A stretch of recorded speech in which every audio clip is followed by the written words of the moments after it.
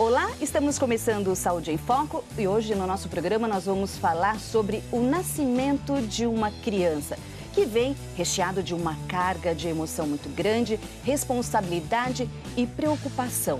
Como cuidar de um ser indefeso e totalmente dependente? O melhor é orientação especializada. E por isso, nós recebemos hoje a médica Andréa Zocal, pediatra e médica coordenadora da saúde da criança da Secretaria Municipal da Saúde de Rio Preto. Saberemos também como é a experiência neste início de convivência entre mãe e filho. Então, fique comigo aqui no Saúde em Foco. Doutora Andréa, muito obrigada por sua presença no Saúde em Foco. Jaqueline, eu agradeço o convite, é uma satisfação enorme poder estar aqui com você. Doutora, quando os pais ainda estão no hospital, tem todo um amparo, a ajuda dos profissionais. Mas acredito que, sendo o primeiro filho principalmente, quando esses pais pegam a criança no colo e vão para casa, surgem aí muitas dúvidas e insegurança. O que você nota na rotina do consultório? É a hora que está no hospital, que tem todo o apoio e o suporte da equipe, eles estão tranquilos. Mas a hora que pega o bebê e vai embora para casa, gera assim toda aquela angústia, aquele medo de falar, será que eu vou dar conta, de cuidar do bebê que é totalmente dependente e indefeso, Mas vai dar conta sim, a gente vai dar algumas orientações para poder ajudar. E vamos começar então com a orientação da amamentação. A amamentação até os 6 meses é fundamental. Sim, sem dúvida nenhuma. Preferencialmente, a amamentação exclusiva até o 6º mês de vida. O leite materno, ele é o principal alimento para o bebê, pois ele é rico em toda a quantidade de nutrientes, sais minerais, tudo que o bebê precisa, além da quantidade de água. O primeiro leite que desce mesmo é o colostro, que a gente fala que ele é como se fosse a primeira vacina do bebê, porque ele é riquíssimo em anticorpos que vão proteger o bebê e em seguida, lá pelo 2º e 3º dia, tem a apojadura mesmo, que é a descida do leite, E ele é o alimento rico, mais rico que tem para o bebê mesmo. Então, assim, é fundamental se conseguir, claro, mas para isso a gente pode apoiar e ajudar, a amamentação exclusiva até o 6º mês. Agora, acho que uma questão também difícil para os pais no início da amamentação é o bebê não ter horário para amamentar. Como lidar com essa situação? No começo, a gente explica mesmo que, assim, é livre demanda. Então, assim, o bebê, ele está aprendendo a mamar, como a mãe está aprendendo a amamentar também, E a gente tem que pensar, assim, a capacidade gástrica do bebê, o estômago, ele é bem pequenininho. Então, assim, ele vai mamar só um pouquinho, porque ele não tem muita força ainda para fazer a sucção, E aí ele já está satisfeito. E daí a pouco, como o leite, ele é próprio da nossa espécie, ele tem uma digestão muito rápida, Então, daí a pouco o bebê já acorda, já quer mamar de novo. Então, assim, nesse primeiro mês, a gente fala que é livre demanda, o bebê vai chorar, vai mamar. Ele começa a fazer o horarinho, um pouquinho mais para frente, lá pelo 2º mês, porque aí ele já tem uma força maior na sucção e aí começa a melhorar. Então, o primeiro mês é um pouquinho difícil mesmo, Mas tem toda a equipe de saúde para poder ajudar, os pediatras. Tem o banco de leite também, Que é uma procura espontânea, com vários profissionais, caso precise. Então, assim, é para poder mesmo ajudar, porque dá um pouquinho de trabalho. E o bebê que não acorda para mamar? O bebê que não acorda para mamar, a mãe tem que acordar o bebê para mamar. Tem bebê que é mais preguiçoso. Então, assim, a gente não pode deixar ele muito tempo, porque, como eu falei, como ele mama só um pouquinho, ele, daí a pouco, ele corre o risco de fazer hipoglicemia, caso ele demore muito para acordar. Então, passou 2, 3 horas, durante o período do dia, porque às vezes o bebê é um pouquinho mais preguiçoso. Então, aí ela pode acordar, põe o bebê no peito, entendeu? Para poder estimular o bebê. E colocar esse bebê no peito não é em qualquer posição, É como que a mulher pode encontrar a melhor forma? A melhor forma mesmo, a técnica é a gente colocar barriga com barriga. Então, você vai posicionar o bebê, a cabecinha dele aqui, barriga com barriga, sua com a do bebê, Segurar, apoiar, ficar bem confortável. Procura ficar bem confortável, porque senão, assim, fica difícil, para a mãe também. E aí, o bebê, ele tem que fazer a pega na areola. né? E não é só o bico. Então, assim, na verdade, ele tem que pegar a areola, que é aquela parte marrom do seio, para poder fazer a sucção. A gente fala que é a boquinha de peixe, né? A boquinha fica para baixo e aí ele começa a fazer a sucção. Então, assim, se vê que às vezes o bebê pegou só o bico, a mãe tem que tirar devagarzinho, puxar a boquinha do bebê, sem puxar para não traumatizar o bico e reposicionar esse bebê para fazer a pega. Então, é bem, assim, confortável. Os dois têm que ficar bem confortáveis. Bem confortável. E com relação ao queixinho também? Sim, aí a gente tem que deixar, né? Aquela boquinha de peixe, como eu falei, o queixinho fica posicionado aqui e observar também o narizinho do bebê, porque às vezes ele não está respirando. Às vezes a bocanha todo o peito, entendeu? E tampa o narizinho. Então, a mãe tem sempre que tomar o cuidado, né? De liberar as narinas para o bebê poder estar respirando também. É uma observação muito minuciosa da mãe, né? E a questão do nariz, não pode estar entupido também. Como limpar o nariz de um recém-nascido? A gente pede para, antes de cada mamada, é ideal que se aplique o soro fisiológico para poder fazer a limpeza mesmo, né? Porque a narina é muito pequenininha. Então, assim, qualquer secreção que tiver já vai obstruir e dificulta um pouco, porque a hora que ele estiver mamando, ele só vai tá puxando a respiraçãozinha. Então, se tiver um pouquinho de secreção, atrapalha. Então, pode pingar, fazer a aplicação do soro fisiológico mesmo, né? E ela pode retirar aquelas secreçõezinhas com um pouquinho, com cotonete. Tem uma bombinha de aspiração também, que é só bem simples para beber, uma borrachinha que é só para poder ajudar a puxar, porque aí ela retira e faz a limpeza. Então, tem que ter esse cuidado, sim. Quer dizer, a respiração do nenê tem que estar impecável, Sim. né? Tudo funcionando muito bem, não é? Né? Porque a sucção depende da aspiração, inspiração e expiração. Sim.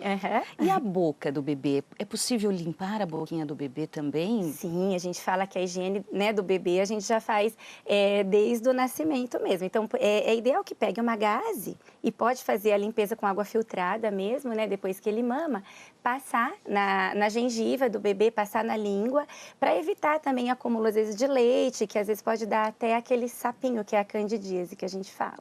Agora, imaginando um bebê depois dos 6 meses que foi amamentado, é necessário introduzir a mamadeira? Depois do 6º mês, é necessário, na verdade, alimentação complementar. Então, assim, ela pode continuar amamentando sem necessidade de dar a mamadeira mesmo, né? Então, pode ser o leite materno junto com as papas, que aí a gente inicia a papinha salgada, a papinha de fruta. Então, ela pode continuar amamentando até 2 anos ou mais. A Sociedade Brasileira de Pediatria recomenda mesmo até 2 anos ou mais. Agora, na impossibilidade de ser o leite materno, aí pode-se fazer a introdução da mamadeira, que seria o leite suplementar, seriam as fórmulas que é o ideal para o bebê, né? Então, aí a gente tem as fórmulas de primeiro semestre, caso a mãe, depois de procurar ajuda, não consiga mesmo amamentar, então tem a fórmula de segmento, que é essas do primeiro semestre, que é desde que o bebê nasceu, que é próximo do leite materno, mas não é o leite materno, porque, lógico, não tem aquele contato, né, mãe e bebê, mas aí pode ser usado como uma opção, né? E depois, quando começa a alimentação complementar, caso não dê mais para ela amamentar, aí tem a fórmula de segmento, na verdade, né? Que aí ele continua, que é aquela acima de 6 meses. O que a senhora nota no consultório? As mulheres riopretenses estão mais conscientes da importância da amamentação? Sim, a gente tem notado que sim. Eu acho que através da informação, hoje em dia a gente tem muitas formas de comunicação, né? Então, assim, elas têm tido um maior interesse, têm aumentado sim, entendeu? Tem a lei também, né, que alguns lugares já fazem, da mãe ter a licença maternidade até o 6º mês, justamente para isso. Então, assim, a gente nota que tem melhorado muito. Isso tem um impacto enorme, né, na saúde do bebê. Então, realmente é muito importante que tenha essa consciência de que ela, né, consiga amamentar. Se não conseguir, são outras questões também, é lógico. Mas, assim, elas estão muito mais orientadas e estão tentando mesmo. Nós vamos ver agora, doutora, uma reportagem de a experiência de uma mãe com 2 filhos. No primeiro teve dificuldade com a amamentação e no segundo agora ela está tirando de letra. Vamos acompanhar.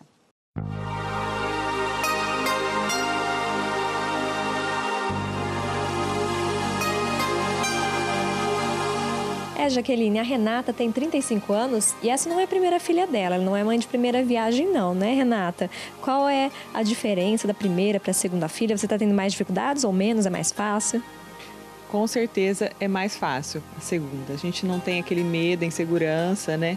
E tem a experiência, então isso tudo faz muita diferença. Com a Beatriz, que hoje tem 3 anos, foi um pouco mais difícil, porque a gente não tem a experiência, né? Vira mãe de uma hora para outra, né? Então você não sabe, você tem medo do bebê pequenininho, tudo. A parte mais difícil foi a amamentação. O bico da mama rachou, os dois demoraram para cicatrizar, então cada mamada era uma luta, era uma dificuldade. A gente insistiu porque queria muito que ela mamasse, né, se alimentasse com leite materno, mas foi muito difícil. E agora não, agora com a experiência eu me cuidei mais, tomei sol, acho que fez diferença e aí foi tudo mais fácil.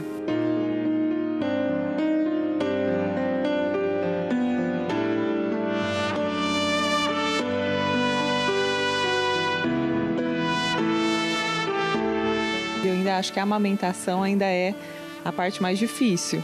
Acho que quem quer amamentar tem que ter muita força, assim, né? Tem que receber força das pessoas também para poder insistir até o fim, porque eu acho que a parte mais difícil de todos os cuidados com o bebê ainda é a amamentação. Eu acho que é o dia a dia que faz a diferença.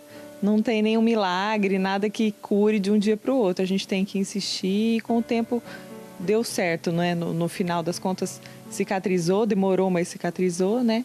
E aí eu consegui amamentar e ela mamou até 1 ano e 1 mês, a Beatriz. E com a Valentina eu pretendo também amamentá-la pelo menos até 1 ano, né?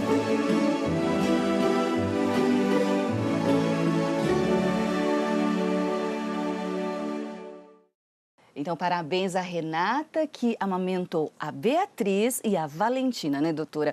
Mas a amamentação não é uma coisa muito fácil para a mulher. Vamos falar de rachadura, seio empedrado, leite fraco, pouco leite. Rachadura, como a mulher enfrenta esse problema? Preferencialmente, durante a gestação, ela já pode começar a ter alguns cuidados. Então, assim, como se passa bastante creme hidratante por causa de estrias, é ideal que ela não passe na areola, porque vai ficando muito fina a pele e isso acaba, às vezes, facilitando mesmo que quando o bebê comece a mamar, apareça a rachadura, né? Então, assim, é importante o banho de sol na mama, quando o bebê começar a mamar... Na gestação, né, Na doutora? gestação, isso. Depois, quando o bebê nasceu e começar a mamar, é importante ver a posição mesmo da pega, porque, como eu disse antes, a pega errada, só no bico, ela vai provocar, sim, uma rachadura, né? Então, a hora que ela perceber que o bebê não está fazendo a pega correta, como eu expliquei, da areola, ela tem que tirar e reposicionar. Caso aconteça a rachadura, é ideal que, assim que o bebê termine de mamar, ela faça um pouquinho de ordenha do próprio leite e passe, porque o próprio leite ele é cicatrizante, né? Às vezes, é necessário procurar ajuda médica mesmo, porque às vezes tem casos que precisa de antibiótico também para ajudar a fazer a cicatrização. E pouco leite, mulher que acha que tem pouco leite. Pouco leite, na verdade, a gente tem, assim, várias questões. Então, assim, quanto mais o bebê mama, mais estimula a produção do leite. Então, lógico que no começo vai descer só o colostro, depois que desce o leite mesmo, por volta do 2º, 3º dia, que vem aquela apojadura, que aí vem muito, que aí o leite empedra, já vou aproveitar então e falar do leite empedrado, porque aí fica aquela mama endurecida e às vezes o bebê não consegue dar conta de mamar todo aquele leite que está no peito. Então, é ideal que ela faça ordenha sempre, porque a mama muito endurecida por causa da quantidade de leite grande que tá, o bebê vai fazer a pega, ele não consegue abocanhar direito. Então, é bom ela ordenhar, né? A mão em C na mama e ela vai pegar da auréola para trás para poder fazer essa ordenha, né? E aí amolece um pouquinho mais e o bebê consegue mamar. E aí depois o bebê começa a mamar, às vezes a mãe tem muita dúvida, será que eu tenho a quantidade de leite suficiente, né? Será que está sendo o suficiente? Então, assim, o ideal é que a gente vá acompanhando nas consultas com o pediatra, porque o peso do bebê, logo que ele nasce, ele perde 10% do peso. E aí depois que ele começa a fazer essa recuperação. Então, dessa recuperação, por volta do 8º dia, mais ou menos, que a gente começa a ver o acompanhamento do peso certinho. Então, assim, se o bebê está ganhando peso, tem um aporte suficiente de leite, ele vai estar urinando uma quantidade adequada. Então, tudo isso o pediatra vai estar acompanhando, né? Então, assim, é ideal que ela faça esse acompanhamento com as consultas, porque o leite se o bebê estiver mamando muito, é difícil ela ter pouco leite. E o leite fraco também não existe. É mito, entendeu? Então, assim, o que acontece é que o leite, quando ele começa a descer, que o bebê começa a mamar, primeiro vem o chamado leite anterior, que ele é realmente rico em água, né? Que é por isso que a gente fala que o bebê nem precisa tomar água quando ele está com a amamentação exclusiva, porque ele é rico em água. E em seguida vem o leite posterior, que é aquele leite mais gorduroso, que faz o bebê ganhar o peso, na verdade. Então, assim, às vezes o bebê, como ele mama pouco no começo, como a gente estava falando, ele mama um pouquinho, adormece, e a mãe, às vezes, ela troca a mama. Então, ele mama um pouquinho, mamou a quantidade de água. Aí, na próxima mamada, às vezes, 30 minutos, 1 hora, ela já troca de novo a mama. E não é o correto. O correto é que é a cada 2 horas. Então, por exemplo, para ele aproveitar esse leite anterior, que é rico em água, e esse leite posterior, que é rico em gordura, que vai fazer o bebê ganhar peso e vai saciar o bebê, é ideal que ela comece, que ele mame um pouquinho. Se ele adormeceu, passou 2 horas, ela coloca, antes de 2 horas, na verdade, ela coloque ainda na mesma mama, para aproveitar esse leite gorduroso. Aí, depois que passou 2 horas, ela pode fazer a troca da mama, entendeu? Então, assim, não existe leite fraco. O leite fraco é mito. Todo leite de toda mulher, independente, né, de onde mora, de qual raça, de qual classe social, ele é idêntico. Qual alimentação, ele é idêntico, porque a gente fala que a natureza é tão perfeita que pega da mãe, mas não falta para o bebê. Então, assim, não existe leite fraco. A gente está falando dos benefícios do leite para o bebê. Agora, os benefícios da amamentação para a mulher. São vários também. Primeiro que com a amamentação é liberado um hormônio que ajuda a contração uterina. Então, aquele útero que estava grande, né, na mulher, ele vai se contraindo e vai voltar ao tamanho normal antes da gestação. Ajuda também a prevenção de câncer de mama. Então, por exemplo, quanto a amamentação prolongada, a gente sabe, isso é realmente, né, comprovado, que ele previne o câncer de mama. A gente fala também que esse contato mãe e bebê é um benefício, assim, imenso para ambos, né? Então, para a parte emocional da mãe, como para a parte emocional do bebê, para o bebê ser um adulto mais seguro futuramente. Então, assim, esse contato, esse amor, essa troca também é muito importante. Então, são vários benefícios mesmo. Doutora Andréa, outra questão que acontece também já na maternidade, no hospital, é a realização dos testes para saber se essa criança está ok com a saúde. Vamos falar sobre esses testes? Sim, vamos. Testes do olhinho, pezinho, orelhinha. Vamos lá. Dentro do hospital já é realizado o teste do olhinho. Então, é aquele teste do reflexo vermelho, né, que é importantíssimo. Por quê? Porque ele já faz um diagnóstico ali de algumas doenças, como a catarata congênita, o glaucoma congênito. Então, se for notado alguma coisa, essa criança já é direcionada para o especialista e, assim, já começa o tratamento de qual seja essa patologia, né? Então, o teste do olhinho, ele já é realizado ali dentro do hospital. O teste da linguinha também, que é o teste do frênulo lingual, ou seja, a língua presa mesmo, né? Por quê? Porque a língua presa, ela pode ter alguns impactos até na amamentação. A criança não consegue fazer o movimento correto e depois, também, caso não seja tratada logo, ela também, às vezes, até acometimento da fala, porque dá um pouquinho de dificuldade depois. É simples o tratamento, caso a criança tenha a língua presa, é só dar um piquezinho dentro do hospital mesmo, isso pode ser realizado, tá? Sim. O teste do coraçãozinho também é realizado dentro do hospital ainda, que é aquela medida da saturação de oxigênio no membro superior direito e membro inferior, tanto faz, mas geralmente é feito no esquerdo, né? Então, assim, geralmente ela é até 95%, ela é acima de 95%. Caso seja menor ou dê uma diferença maior que 3% entre as duas, suspeita-se de algumas cardiopatias congênitas. Então, também esse bebê já é realizado todo um diagnóstico ali mesmo, né? Para que esse bebê já saia direcionado também e confirmado ou não, já saia com o encaminhamento para o cardiologista infantil, né? Depois que o bebê tem alta, Geralmente, mas pode ser feito, se o bebê ficar internado no hospital por algum motivo, a partir do 3º dia já pode ser realizado o teste do pezinho.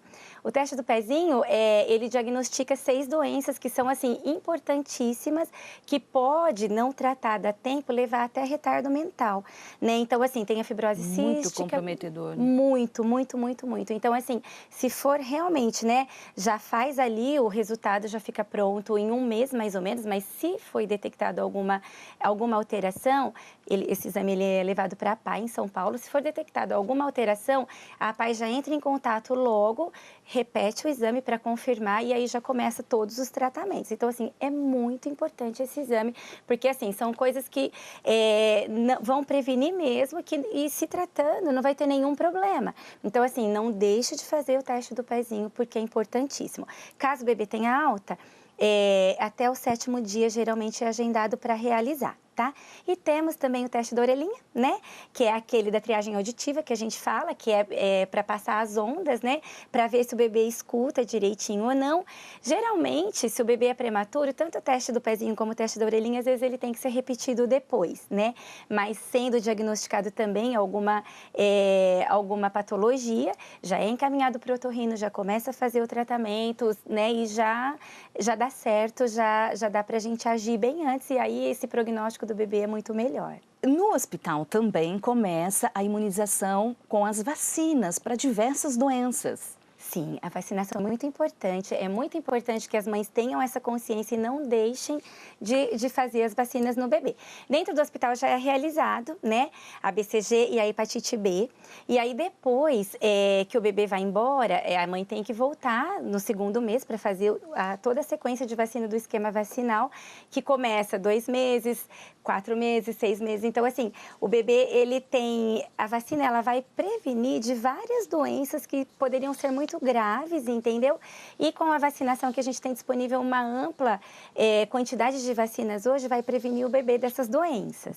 Então, não deixe de fazer, que é importantíssimo. E depois que sai do hospital, é responsabilidade dos pais cumprirem esse calendário. Sim, com certeza. Às vezes a gente escuta as mães falando, eu tenho dó, porque vai levar várias picadas, né, num dia só. E assim, não tem. A gente tem que realmente fazer porque é para o bem do bebê e vai prevenir e vai ajudar o bebê a ser mais saudável. Então, assim, a responsabilidade é realmente dos pais depois que teve alta. E antes de tomar uma decisão mais drástica, de falar, não vou vacinar meu filho, vá, né, ao postinho, converse com os profissionais da saúde, com o médico, com o enfermeiro, para se orientar mesmo, não tomar uma decisão porque viu notícia na internet, que viu notícia nas redes sociais, não é, doutor, que está acontecendo as muito redes sociais, isso. elas têm os dois lados, né? Então, assim, o lado bom da informação, por outro lado, muita coisa que às vezes não é real ou algum efeito que teve raramente, né? Que pode acontecer em alguma criança ou algum adulto, às vezes até,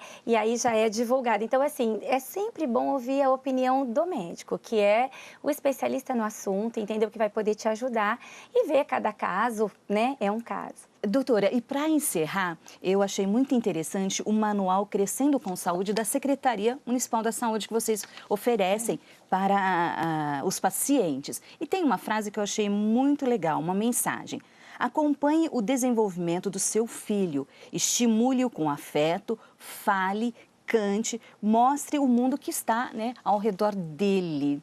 Muito bonito isso. Muito bonito. Esse manual ele é um instrumento nosso, né, para todas as crianças do município e a gente considera ele muito rico, porque ele tem o registro de todas as vacinas, a parte do desenvolvimento neuropsicomotor também do bebê.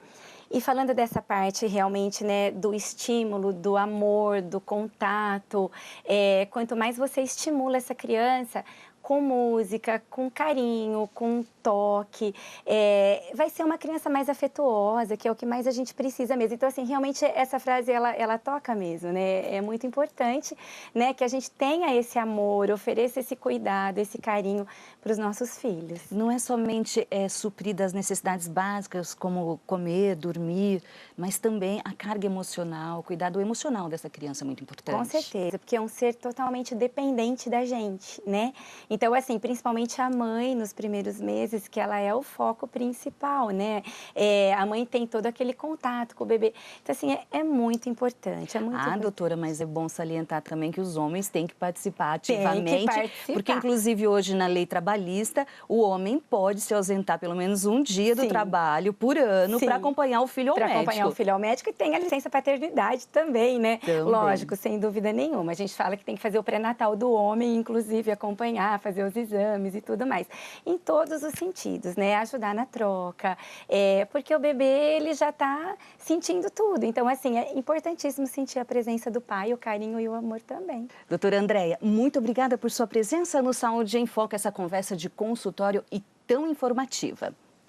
E se você gostou do nosso programa de hoje e quer assisti-lo novamente ou indicar para alguém, acesse o nosso canal no YouTube, TV Câmara Rio Preto. Procure a playlist Saúde em Foco. Faça sua inscrição, deixe seu like e espero que você tenha gostado. Lá tem vários programas interessantes. Olha, muito obrigada por sua atenção e até o próximo programa. Tchau!